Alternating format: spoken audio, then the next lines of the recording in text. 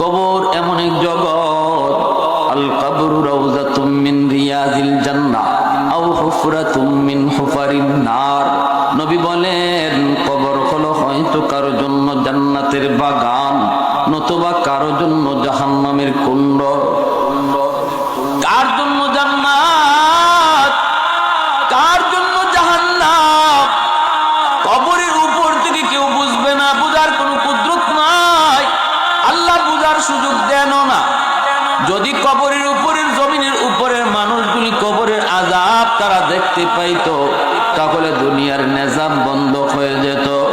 মানুষ কবরের পাশে বাড়িঘর বানাইতো না, কবর দেখা যায় এতটুকু দূরেও কেউ বাড়িঘর বানাইতো না।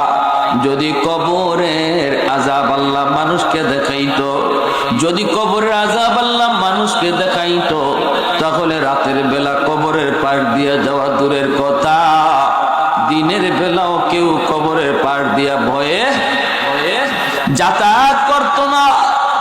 বাবার কবরে আযাব সন্তান যদি দেখতো, তাহলে তার দুনিয়াদারি বন্ধ হয়ে যেত। খানা খাইতে গেলে গলার ভিতর দিয়ে খানা ঢুকতো না।